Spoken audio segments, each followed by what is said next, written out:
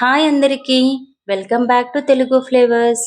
Birthday పార్టీలైనా, family get టుగెదర్‌లైనా లేదా ఏదైనా స్పెషల్ అకేషన్స్‌కైనా మనం కామన్‌గా కేక్ కట్ చేసి సెలబ్రేట్ చేసుకుంటూ ఉంటాం కదా! మరి ఈరోజు ఈ వీడియోలో healthy and tasty carrot and dates కేక్‌ని ఎలా తయారు చేసుకోవాలో చూసేద్దాం. ఇంకా ఇలాంటి హెల్తీ అండ్ టేస్టీ రెసిపీస్ కోసం తెలుగు ఫ్లేవర్స్ ఛానల్‌ని సబ్స్క్రైబ్ చేయండి. ఇంకెందుకు ఆలస్యం ప్రాసెస్‌లోకి వెళ్ళిపోదాం పదండి. ముందుగా ఒక మిక్సీ జార్ తీసుకొని దానిలోకి ఒక మీడియం సైజ్ క్యారెట్‌ని పీల్ తీసేసి ఈ విధంగా చిన్న చిన్న పీసెస్‌లా కట్ చేసి వేసుకోవాలి. దీనిలోనే 10-12 వరకు ఖర్జూరాలను గింజలు తీసేసి వేసుకోవాలి. 2 ఎగ్స్‌ను కూడా వేసి మూత పెట్టి ఫైన్ పేస్ట్ లాగా గ్రైండ్ చేసుకోవాలి.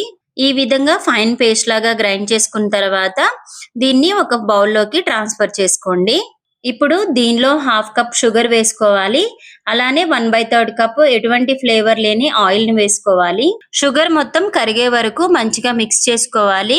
మీకిక్కడ కావాలంటే షుగర్‌ని పౌడర్‌లా చేసి కూడా వేసుకోవచ్చు. లేదు షుగర్‌ని అవాయిడ్ చేయాలి అంటే బెల్లం పౌడర్‌ని కూడా తీసుకోవచ్చు. 1 టీ స్పూన్ వెనిల్లా ఎసెన్స్‌ని కూడా వేసి మిక్స్ చేసుకోవాలి.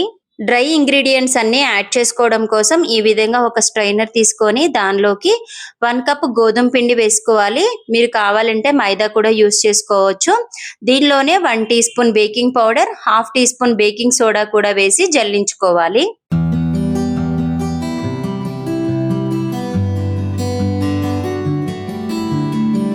గోధుమ పిండి మొత్తం మంచిగా కలిసేలాగా మిక్స్ చేసుకోవాలి. ఒకటే డైరెక్షన్‌లో కలుపుకోవాలండి. ఈ విధంగా మిక్స్ చేసుకున్న తర్వాత దీనిలోకి 1/3 కప్ మిల్క్ వేసుకోవాలి. మిల్క్ మొత్తం ఒకటేసారి యాడ్ చేయకుండా 2-3 సార్లుగా యాడ్ చేసి కలుపుకోండి. ఈ విధంగా కలుపుకోవడం వల్ల కేక్ మనకు స్పాంజీగా వస్తుంది.